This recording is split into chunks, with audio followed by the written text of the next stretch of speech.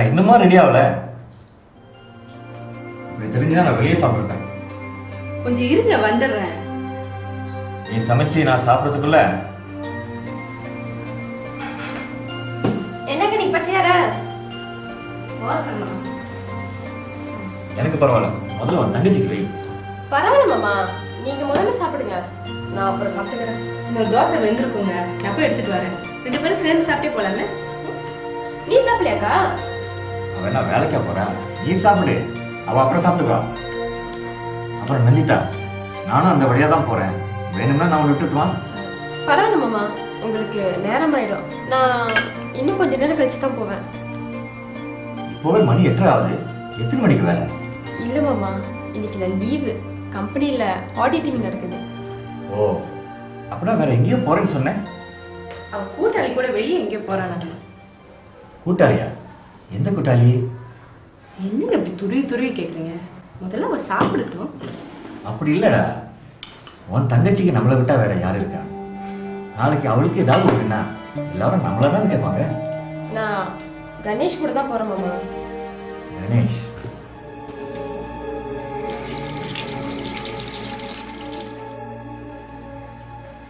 இங்க பாரு நந்திதா, நீ சின்ன பொண்ணு இல்லை, நான் சொல்றேன்னு தப்பா நினைக்காத.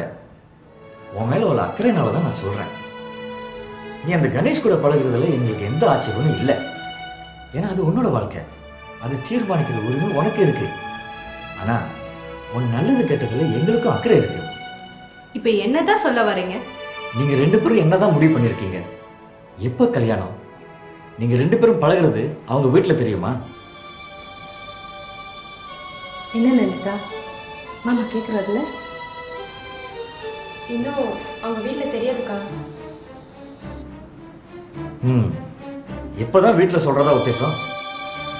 அவங்க வீட்டுல கொஞ்சம் பிரச்சனையா இருக்கு. என்ன பிரச்சனை?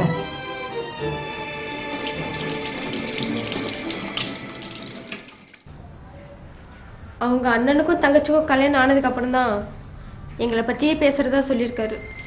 சரி, அவங்க அண்ணனுக்கு எப்ப கல்யாணம்? தங்கச்சிக்கு மாப்பிள்ளை பார்த்துட்டாங்களா?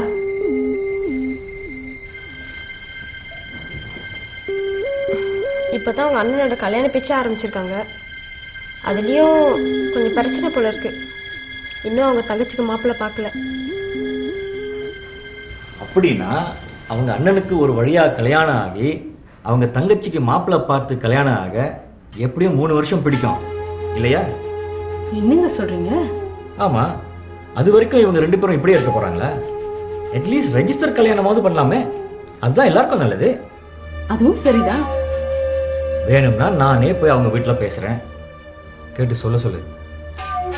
அவர் சொல்றது சரிதான் நமிதா, சீக்கிரம் கேட்டு சொல்லு, சரியா?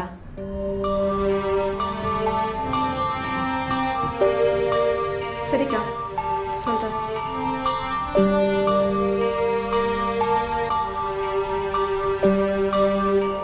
என்னங்க, நீங்க முன்ன மாதிரி இல்லைங்க, ரொம்ப மாறிட்டீங்க. எனக்கு இன்னைக்கு மனசுக்கு ரொம்ப சந்தோஷமா இருக்குங்க.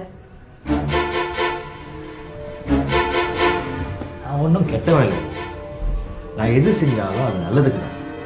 போக போக பாரு, நான் யாருன்னு தெரியும். எங்களுக்கு ஒண்ணுமே புரியல தம்பி. கார்த்திக் வீட்டுக்கு வந்து 2 நாள் ஆச்சு. ஹாஸ்பிட்டலுக்கு ஃபோன் பண்ணா அவன் வேலையை விட்டே போயிட்டான்னு சொல்றாங்க. கார்த்திக் வேலையை விட்டது உண்மைதான் ஆண்டி. ஹாஸ்பிட்டல்ல ஒரு சின்ன பிரச்சனை. அவனோட திறமைக்கு இந்த ஹாஸ்பிட்டல் இல்லைன்னா 1000 ஹாஸ்பிட்டல் இருக்குங்க தம்பி. எதுக்காக அவன் கவலைப்பட்டு வீட்டுக்கு வராம இருக்கணும்? அவனை வீட்டுக்கு வர சொல்லுங்க தம்பி. ஆமாங்க தம்பி, வேலை போனா என்ன, 1 மாசமோ 2 மாசமோ வீட்டுல இருந்து ஓய்வு எடுக்க வேண்டியதானே. இப்ப யார் என்ன சொல்ல போறா? அம்மா, அண்ணனோட கவலையே வேறம்மா. இத்தனை நாள் அந்த ஹாஸ்பிட்டல்ல கஷ்டப்பட்டு வேலை செஞ்சதுக்கு அவங்க அண்ணனுக்கு சரியான மரியாதையே தரல. இப்ப திடீர்னு வேற ஒருத்தர்கிட்ட அவரோட வேலையெல்லாம் கொடுத்து அவமானப்படுத்தினா யாருனால தான் அதை தாங்கிக்க முடியும்? அதான். அப்படிலாம் ஒன்றும் இல்லை ஆண்டி. உண்மையை சொல்லப்போனா கார்த்திக் இதை பத்தி பெருசாவே எடுத்துக்கல. என்ன சொல்றீங்க தம்பி? கார்த்திக் இப்போ ஒரு ரிசர்ச் பண்ணிட்டு இருக்காரு அங்கிள். அதில் அவரோட நேரத்தை நிறைய செலவழிக்கிறாருன்னு நினைக்கிறேன். வெளியே கூட அங்கங்கே போக வேண்டியது வருது. அதனால தான் அவர் 2 நாளாக எங்கள் வீட்டுக்கு வரலன்னு நினைக்கிறேன். நீங்கள் ஒன்றும் கவலைப்படாதீங்க ஆண்டி, நான் பார்த்து அவர்கிட்ட சொல்கிறேன். எங்கே இருக்காருன்னு உங்களுக்கு தெரியாதா? தெரியாது, நான் வந்த விஷயமே வேற. சொல்லுங்க தம்பி. எனக்கு வேற ஒரு ஹாஸ்பிட்டலில் வேலை கிடச்சிருக்காங்க. அடுத்த மாதத்துலேருந்து நான் இங்கே வேலை செய்ய மாட்டேன்.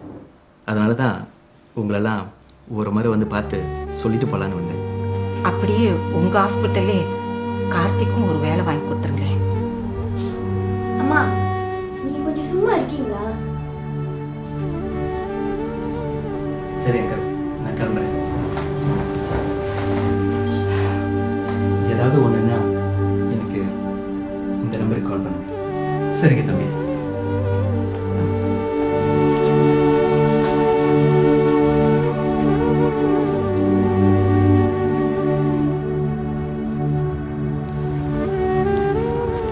இங்க பாருங்க, சத்தியமா உங்களை கல்யாணம் பண்ணதுக்காக நான் இது சொல்லல.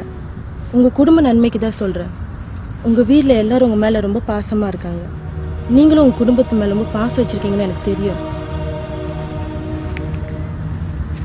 பாவம் சைலஜா இது எல்லாத்துக்கும் தான் காரணம் நினைச்சு ரொம்ப கவலைப்படுறா.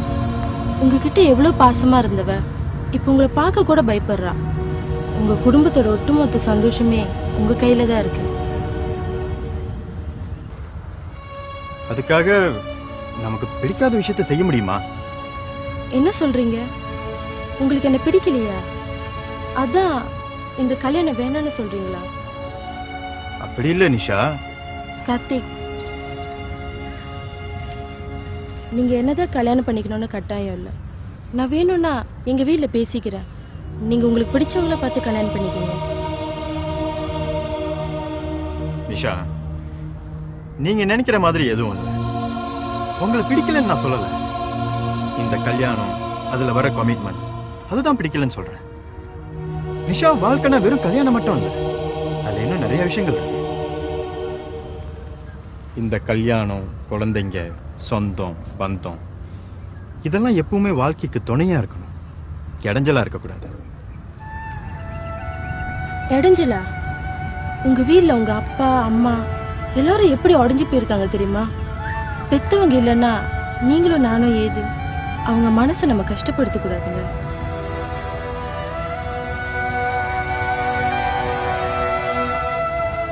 இங்க பாருங்க, எங்க அப்பா வாக்கு கொடுத்துட்டாருன்னு நான் யாருக்கும் வாழ்க்கை கொடுக்க முடியாது.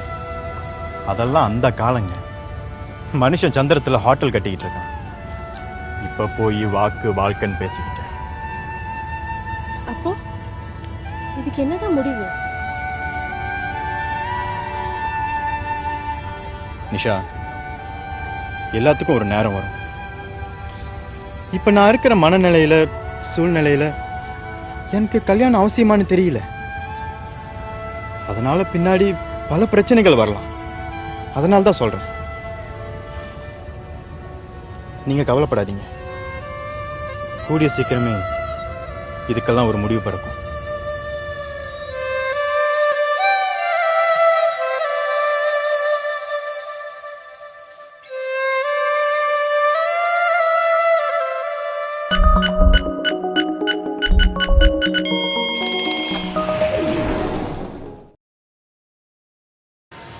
அண்ணன் அப்படி செஞ்சா அதுக்கு நான் என்ன பண்றது? வேணும்னா 2 பேரும் அண்ணன் போய் பேசி பார்ப்போமா? அது முடியாதுங்கிறதுனால தானே உங்ககிட்ட கேட்குறேன். நல்ல ஒற்றுமையா இருந்த குடும்பம்.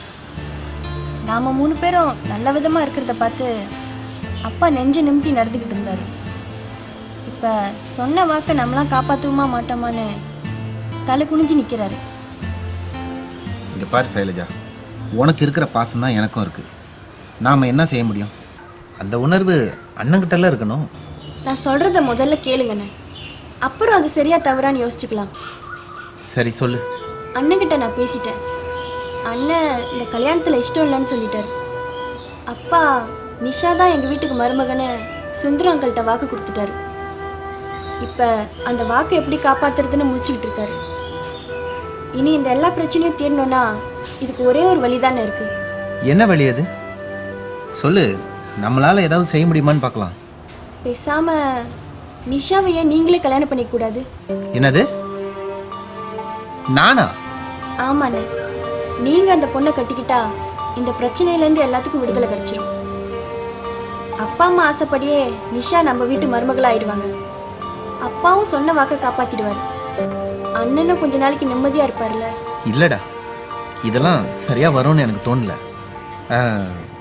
இப்படி பண்ணா என்ன? எப்படி? பேசாம நீ முதல்ல கல்யாணம் பண்ணிக்க, அப்போது இந்த பிரச்சனைலாம் தீரும். எனக்கா? நான் கல்யாணம் பண்றதுனால எப்படின்னா இந்த பிரச்சனையெல்லாம் தீரும்? அப்பாவும் அதுக்கு சம்மதிக்க மாட்டாரு. நிஷாவோட வாழ்க்கையை கேள்விக்குறியாக்கிட்டு என் வாழ்க்கையை எப்படின்னா ஆரம்பிச்சு வைப்பாரு. அதுக்கு இல்லடா அண்ணே, இந்த பிரச்சனைக்கெல்லாம் சுலபமான வழி நீங்க நிஷாவை கல்யாணம் பண்ணிக்கிறது தான். இல்லடா, என்னால முடியாது. இல்லைண்ணே, நீங்க செஞ்சுதான் ஆகணும். வேற வழி இல்ல. என்னால முடியாது. அதான் ஏன்? வேணான்னா விட்டுட. சொல்லுங்கண்ணே, ஏன் முடியாது?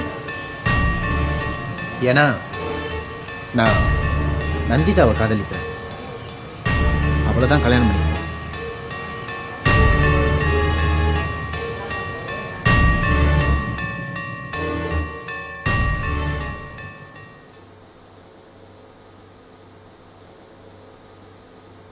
Sorry, friends. I can only serve you all drinks. Well, what do you expect?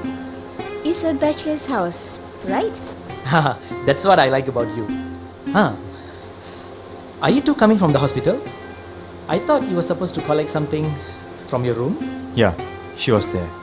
So we decided to come to your place. She drove me down. Well, he feels so bored staying at home the whole day, so we thought maybe it's best we come and spend time with you. No problem. In fact, I wanted to come and see you. Anything, Ruben? Yes, Karthik. I found some information yesterday in the library. I wanted to come and pass it to you. You just give me a minute. I'll go and get it. Okay.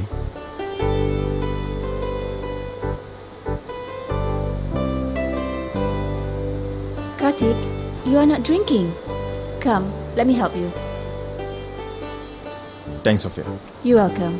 Yeah, forgot to tell you something. What? Shafiq called me the other day. Mm-hmm. He was asking how I'm doing. Well, I think I have to get used to all these questions now, right? Well, when you're nice to people, they're nice to you too. I think many people are concerned about you. It's good, isn't it?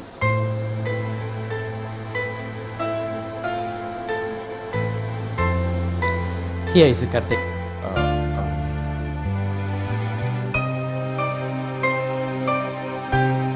Chronic progressive spinal laterosclerosis. Thanks, Ruben. This will help. You're welcome. This explains how the disease progresses and why spinal disorders takes place. I believe this will be a good material for your research. Why are you so down, Karthik?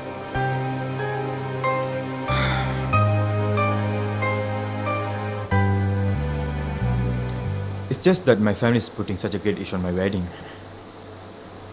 I don't understand. I mean, things have changed, you know, but my parents still being very typical. They want me to uphold my father's promise to Nisha's father. Things might have changed, Karthik, but parents still remain as parents. Sometimes they are so adamant with their own ideas, but we think it's conservative.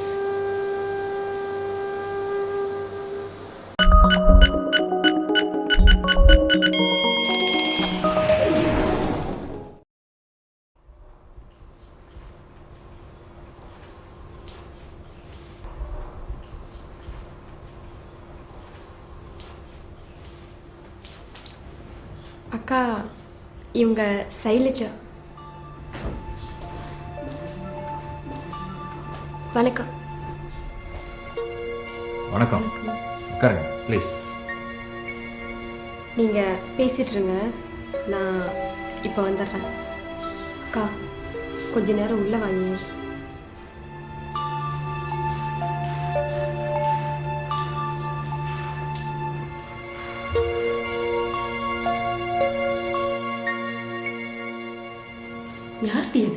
திடீர்னு கூட்டிட்டு வந்திருக்க?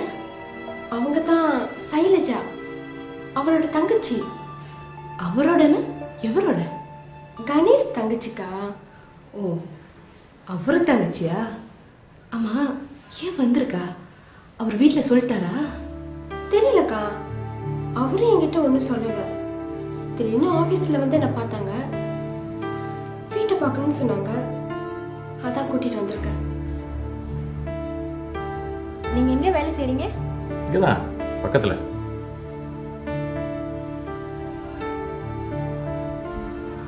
நந்திதாக்கு அப்பா அம்மா எல்லாமே நாங்க தான். அப்படின்னா நம்மளை பத்தி விசாரிக்க வந்திருக்காங்கன்னு நினைக்கிறேன்.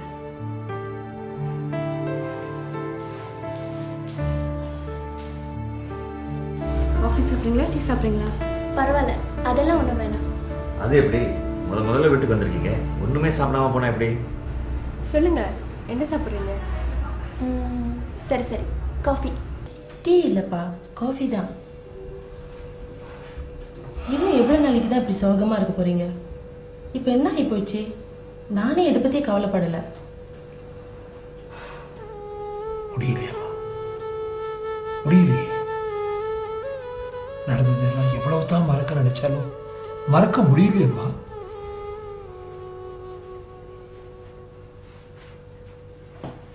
பா, உங்க இன்சூரன்ஸ் பணம் இன்னும் கொஞ்ச நாள்ல கிடைச்சிருமாப்பா.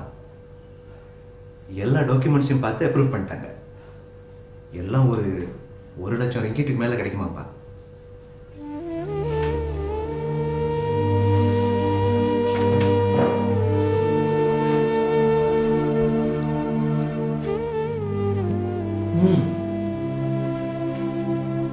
அது அப்படியே ஃபிக்ஸ்ட் டிபாசிட்ல போட்டுடு. பின்னாடி உதவும். இல்லப்பா, எல்லாத்தையும் ஃபிக்ஸ்ட் டெபாசிட்ல போட வேணாம்.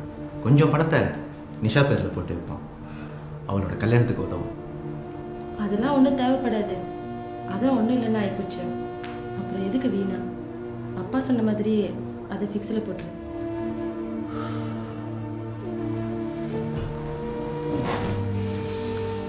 இனிமே அந்த பேச்சே வேண்டாம். போதும், பட்டதெல்லாம் போதும். இப்போ என்ன நடந்துருச்சுன்னு இப்படி பேசுறீங்க? ஏன் என் தங்கச்சிக்கு அந்த கார்த்திக் இல்லைன்னா வேற மாப்பிள்ளையே கிடைக்க மாட்டாங்களா? நீ பேசுறது பார்த்தா உன் மனசுல வேற யாரையும் வச்சுக்கிட்டு பேசுற மாதிரில இருக்கு. ஐயோ அப்பா, இப்போதைக்கு கல்யாணம் கத்திரிக்காய்னு சொல்லி அவளை கஷ்டப்படுத்தாம இருங்களப்பா. இன்னும் கொஞ்ச நாளைக்கு அவ ஜாலியா சந்தோஷமா இருக்கட்டும். நான் தான் மனசுல ரொம்ப ஆசையை வளர்த்துட்டேன் போல இருக்கு. அப்பா, நானே உங்ககிட்ட சொல்லலான்னு தான் இருந்தேன். எங்கள் ஆஃபீஸில் எல்லோரும் அடுத்த மாதம் பங்கூருக்கு சுற்றி பார்க்க போகிறாங்க. நானும் போயிட்டு வரட்டுமாப்பா? பாருங்கப்பா, கொஞ்சம் ஜாலியா இருக்கட்டும்னு தானே சொன்னேன்.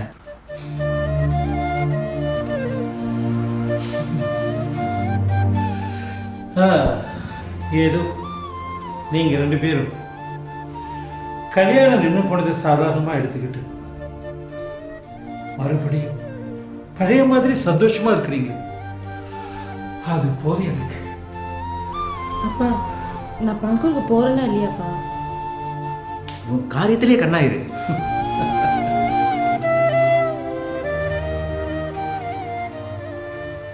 அம்மா அம்மா, என்னம்மா? அண்ணன் ஏதாச்சும் சொன்னாரா? இல்லையே. நீங்க ஏதாவது அண்ணனை சொன்னீங்களா? இல்லையே. விஷயத்த சொல்லு. ஏன் இப்படி குறுக்கு விசாரணை பண்ணிட்டு இருக்கிற? ஒண்ணுமில்ல. ஏமா, அண்ணன் உங்ககிட்ட எங்கேயாவது போறேன்னு சொன்னாராமா? அப்படி எதுவும் சொல்லலையேம்மா.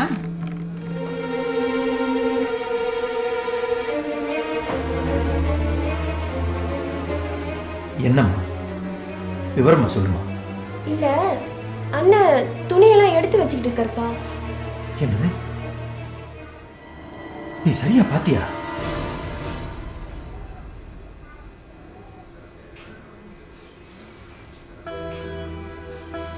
கார்த்திக், எங்கப்பா கிளம்பிட்ட?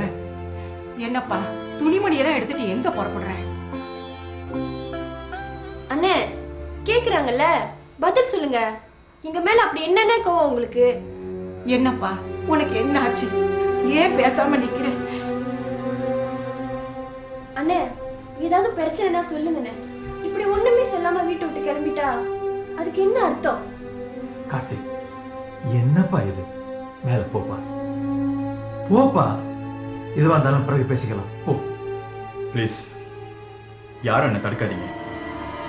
என் பாதையில் என்னை போக விடுங்க. நான் போறேன். கார்த்திக்